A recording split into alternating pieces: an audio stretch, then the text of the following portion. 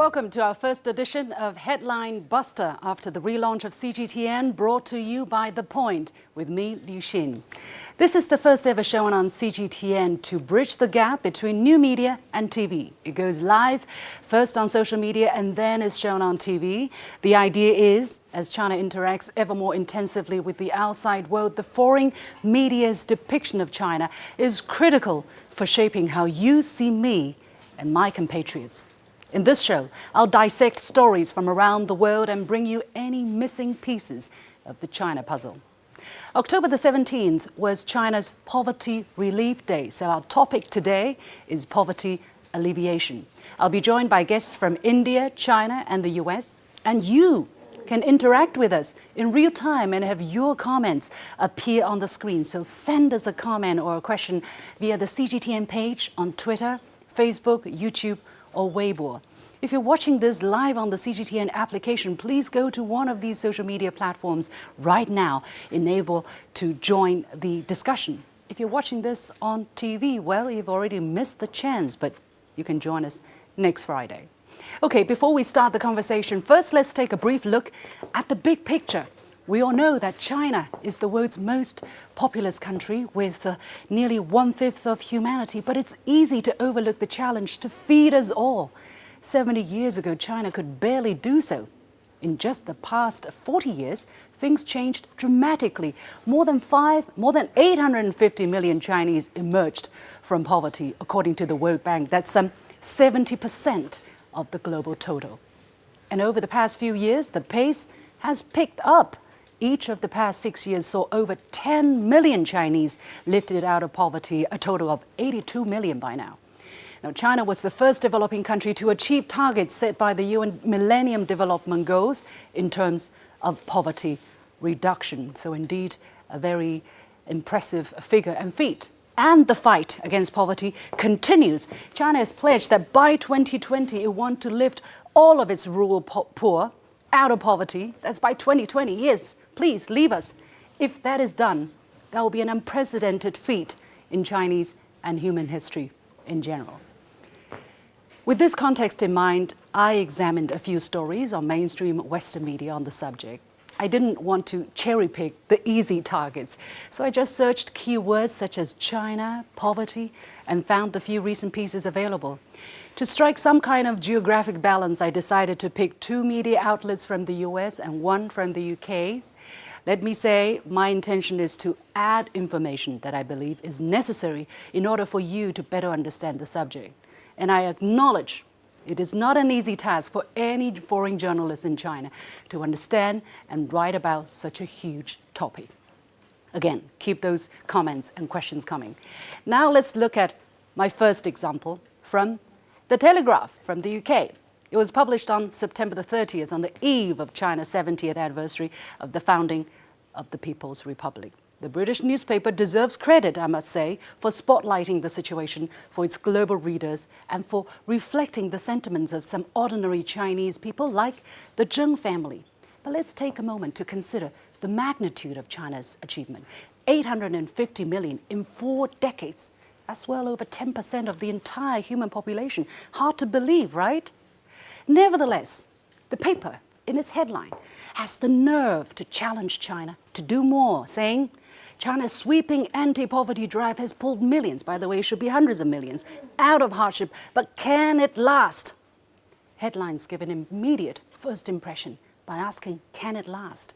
The paper places an unfair burden onto Beijing's shoulders and plants the seed of negativity. At least, that's how it sounds to me. A bit further down, the journalist cites the impressive figure, but just in one sentence. That's like a sack of rice falling in a Chinese shop. No big deal. There's no real emphasis on how important all of this is, not just for China, but for the world. According to the World Bank, China has contributed around 30% of global growth in at least the past 8 years, driven by hundreds of millions of more affluent Chinese. Moreover, the article seems to show a lack of empathy for understanding the Zheng family's view of life. Imagine, they once lived in a cave, and now in a new, comfortable apartment. Unsurprisingly, they are grateful to both the Communist Party of China and the Chinese President Xi Jinping. Yet the article seems to dismiss the sincerity of Zheng's gratitude by inserting a line that suggests it's the result of pervasive propaganda. What do you think? Send me your thoughts and we'll talk about it. Next, we have an article published on the website of NPR, the National Public Radio based in the US. Now, the story was published on October the 1st, China's National Day, under the headline, Communist China turns 70. Who shares its economic growth? Communist China. They have to put it there.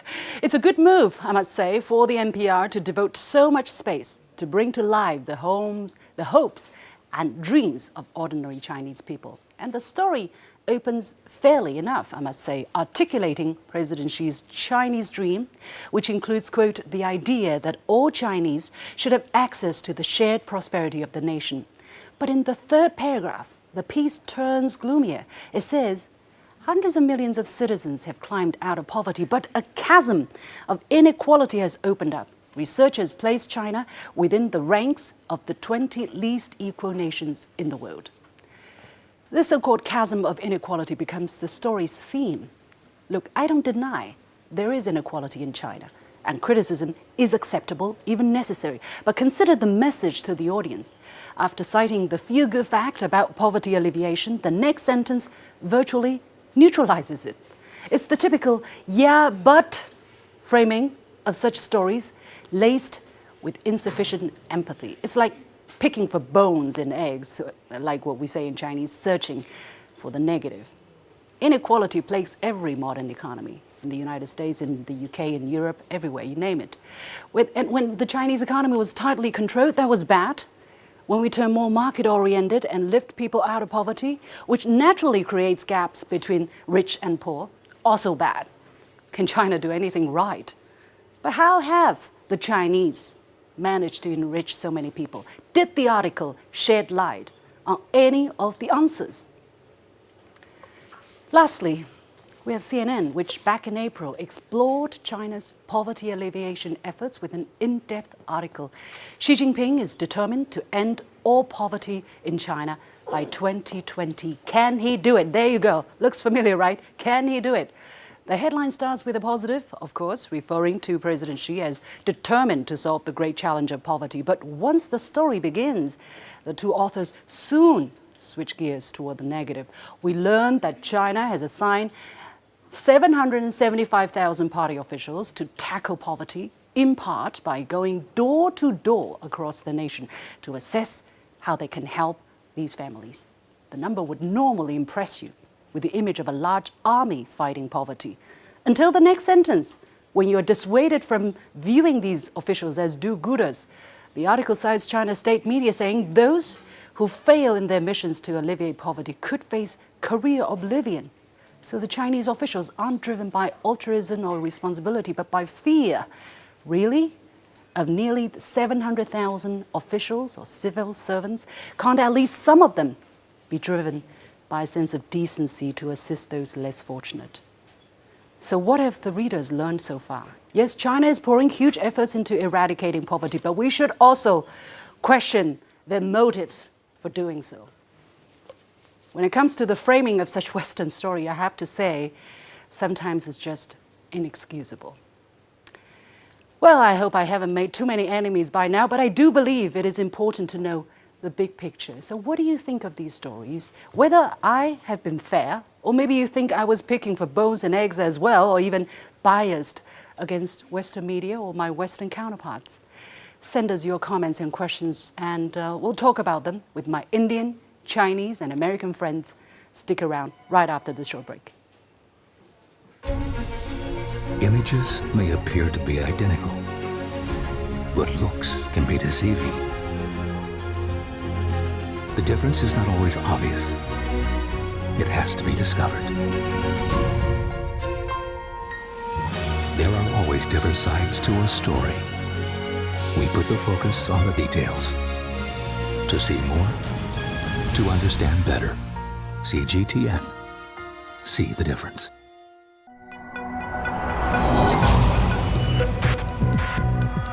Each day, there are millions of stories. Each one can open new perspectives, new possibilities. Wherever you look, we are there. To see, discover, explore. We put the pieces together to find what really matters to you, all around the world, all around the clock. Our reporters are at home across the globe. From our headquarters in Beijing and production centers in Washington, Nairobi, and London, China Global Television Network. Stories from across the globe, reaching people across the globe. CGTN. See the difference.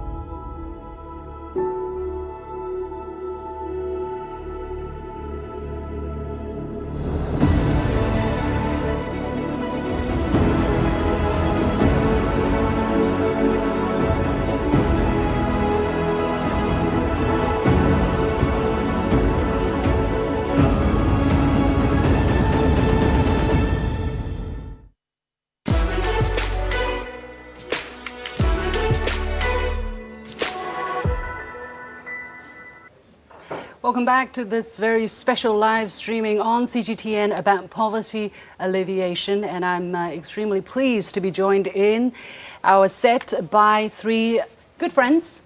Atul Anija, Associate Editor of The Hindu, Professor David Moser, Associate Dean of Yenchun Academy of Peking University, and Xixing Duo, a Senior Fellow with the Beijing-based policy think tank, the Pango Institution. Gentlemen, welcome to Headline Buster. So I had a very long and emotive monologue about some of the stories that I saw. I mean, I wanted to share my feelings upon reading such stories.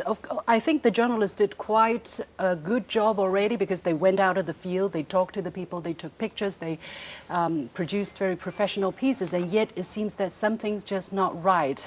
I highlighted, for instance, the yeah, but factor, you know, something good, okay, but there is always a twist to that. So I don't know whether it is my particular feeling or you can kind of identify the same kind of trend, or you feel differently. Atul, let me start with you. I think there's a problem here, not in the honesty with which the subject is being improved, but the fact that you are looking at it from the outside. And if you step into Chinese shoes and looking from the inside, the picture would be very different. And I have myself traveled recently in Shandong province into poverty-stricken areas, and was seen very up close the model for getting out of poverty. And I do think by and large it's a sustainable model, and therefore I question the assumption in one of the articles that this is not going to be sustainable in the long run. I think there are pieces put on the ground and infrastructure created to make it sustainable. So I think the approach is different, and I, coming from a developing country, I have a different approach to the situation. Yeah. I think it's a stunning feat which has happened from 68 million people in poverty in 2012 to 13 million left in the last mile. There are problems, of course, which are going to be encountered, but I think by and large, it's an amazing story. David, you understand the Chinese society very well. You speak fluent Chinese. Of course, you come from the United States. Do you also see the kind of difference in perspectives, the way how a Western journalist will look at China's poverty alleviation effort and a Chinese person would look at this issue? Well, first of all, I think it's admirable or good that finally at last the story is getting out. For most of the 90s and the early 2000s, this poverty alleviation story was not a story, actually. Most people didn't really know that. It's only recently I've seen people point out, that in terms of world poverty alleviation, China's responsible for like 80-90% of that. 70%, and, that was our figure, yeah. Oh, I gave them more than. I'm not a journalist, so I made a mistake. But anyway, it's okay. But I think as to your but issue, I think that's part of the standard Western journalistic procedure, that there has to be an appearance of fair and balanced, which is good, and they have to try to show an overall story. The other problem though with China's development, it's so huge and so complicated, there is always a but. That's true of any country economic development. Any issue, basically. Any issue. And we use this metaphor, I don't know if you know, that there's a game called whack-a-mole, which these moles pop out of a hole, and if you hit a hammer on one of them, it goes down, another mole pops up somewhere else. Yeah. That's the story of China's development. So you want to create infrastructure and industry and a car industry, great, you do that, but oops, now we have pollution. Yeah. So something else pops up and you have to attack the pollution problem. Sure. So I think the but problem will always be there because there's no way you can satisfy everything at the same time. Yeah, especially if you come from anyways, a lot of skepticism, a lot of Right. disbelief, even sometimes mistrust. All right, it seems that we have some comments already coming in from YouTube and it's shown here. So let's read it. It seems to be from Francesco Fernandez Rua, and it says, Western countries tend to classify the East as other. Empathy is not forthcoming unless a common denominator is found. But continued exposure of Eastern cultures will eventually bring us closer. So, so it says basically there is, no empathy. Don't expect empathy anytime soon. Is that what we have to live with, Qingduo, you think? Well, I think we can do a better job than that. Frankly speaking, as a Chinese, we know, we see this poverty alleviation story is more than, a progress. It's a miracle, basically, for Chinese people. Because I was born in the 1970s, I still remember when I was hungry, I didn't have enough to eat. And nowadays, of course, life is completely different. So I see that as a complete success. When I see the but part, I would say, hey, why you are always trying to cast the story, a successful story, in doubt, in a negative light? I would say it's a bit unfair. Yeah. Of course, I also noticed this general trend, in particular from US media, because of the competition between two countries. Strategic competitor, a concept made by the Trump administration. Let's leave that for the moment. Yeah, it's a bit. I sometimes associate with the general atmosphere because the atmosphere itself is kind of like negative. Sometimes China story is always. Not always, negative, mostly. Often. Yeah. I think it is acceptable. It's basically, as David says, journalists are supposed to pick for the negative, to criticize, otherwise how do societies progress? And yet when it comes to reporting on a foreign culture, on a foreign country, sometimes that becomes a bit tricky because your readers don't have the natural context. For instance, if we talk about poverty alleviation, I know what you're talking about. You know what I'm talking about. But if you're talking to an American, they probably never know that Qingduo, which is dressed in, the sleek suits and stuff, was hungry as a child. So they had no context of the kind of scale of things. And that's why we are so emotive when we talk about poverty alleviation. We're not talking about one person, Qingduo. We're talking about hundreds of millions.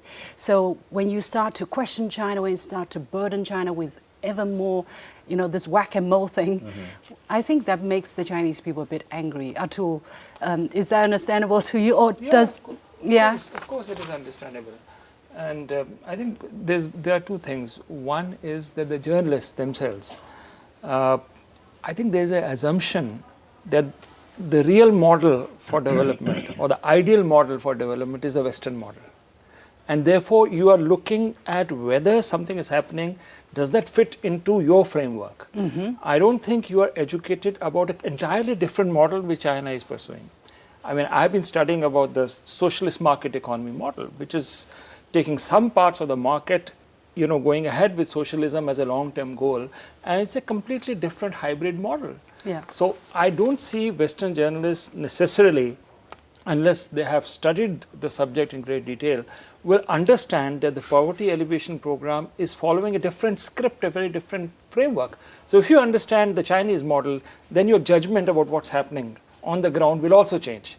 Yeah. So I think you need to broaden your horizons before you report on a subject like Yeah, this. for instance, when this journalist was talking about 750,000 Chinese officials going out there, going door to door, this would be unthinkable in the United States, right? Maybe that's why the journalist was questioning the motives of the Chinese government. David, what do you think? Well, of course, there frankly are some aspects of Chinese governance and Chinese society that when Westerners find out about them, they're astounded. Some seem so off scale or are at odds with the way we do things that people are not used to it. But I have to say one thing, in terms of the media. I'm from academia.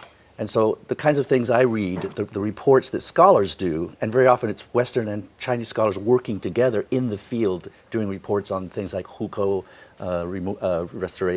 reform, and all these different issues. The amount of information that's out there in scholarly journals and university researches is actually quite good, quite interesting, quite realistic. People use it, and journalists sometimes do call on it. And it's out there if you want to look for it.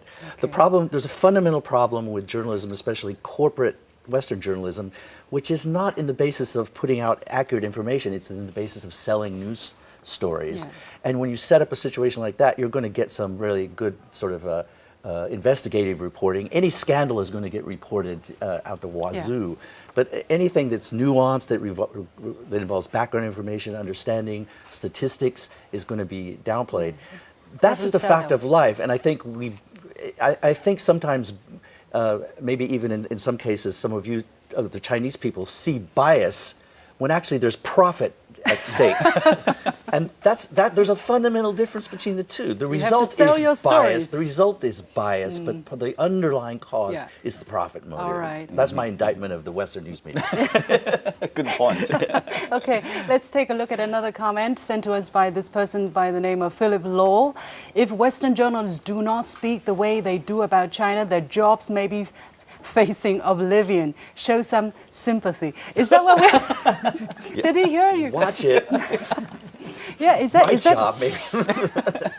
But it does seem to me sometimes they can't speak good about China. They can't praise China because then they'll be seen like, oh, you're a panda hugger. What have happened to you? You're supposed... do you have that impression? There's a talk of this new political correctness in Washington. That is anything bad about China.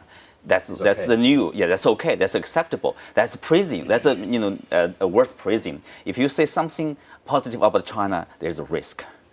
This is very sad. The poisonous atmosphere in Washington. Sad. Unfortunately, I would say this is very unfortunate because for media, I'm from the media originally. I think we have also social responsibility to report the facts, to inform the people. Not only to make money, to profit from the media business, but also essentially to inform our people and to educate.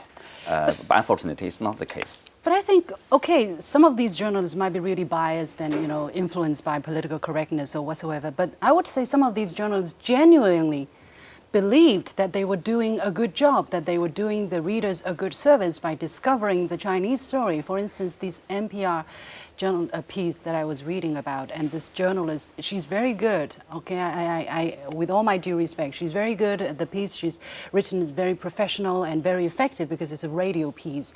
But she, instead of finding out how China has become prosperous overall, and maybe there are uneven distribution of the benefits, she went and interviewed a Chinese young woman and asked her, do you have the freedom to criticize your government? And then the young woman fell silent, and she put that in as a very heavy, silence of that story.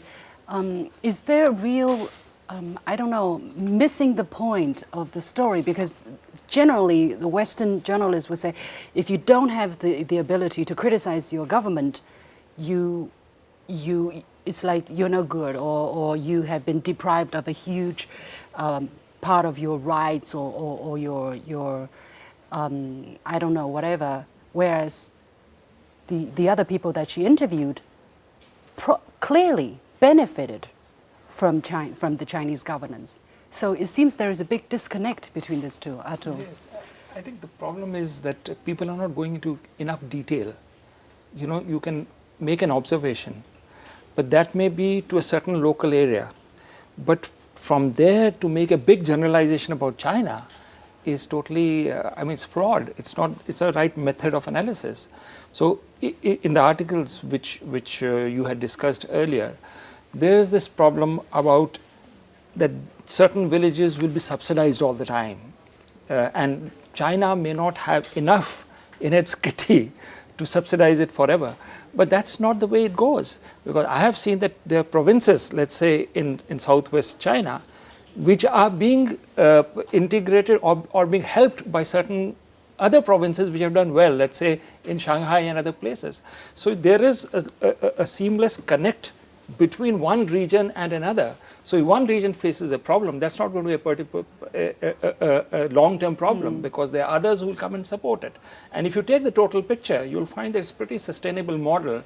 And if you take only one segment and make generalizations of it, with your best intentions, you may be misleading your audience. Yeah, so what can be done about that?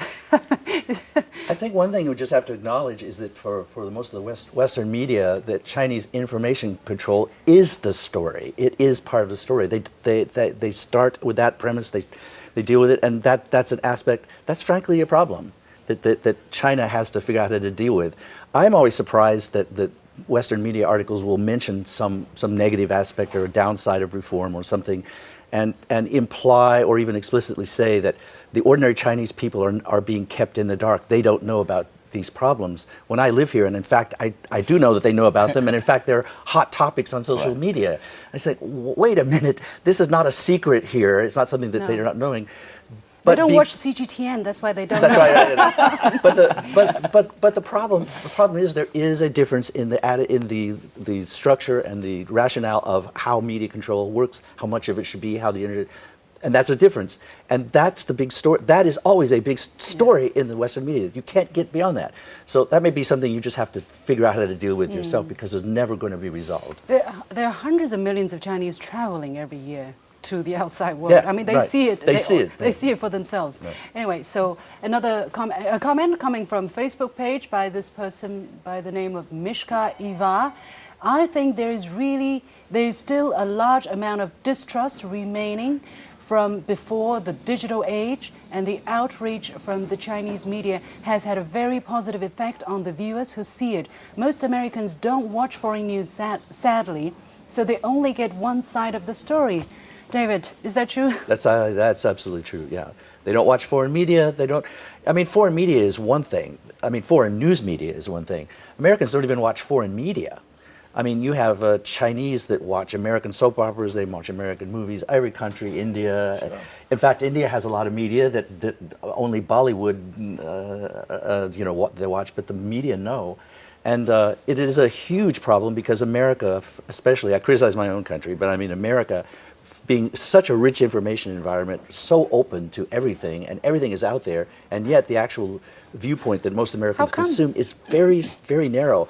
And it's even narrow by the US standards, because there's this left and right media that is so polarized and so isolated, so they don't even get both sides of the American ideological spectrum, much less overseas viewpoints. It's shocking. It's absolutely shocking. I have students who come here, faculty, people who come here that we deal with, who have never heard of Belt and Road Initiative, who don't know who Deng Xiaoping was, who don't know what the May 4th is all about. They don't know anything about Chinese history, and yet they're here studying China and everything. There's a huge information gap. What are the main reasons? Have you ever tried to figure out?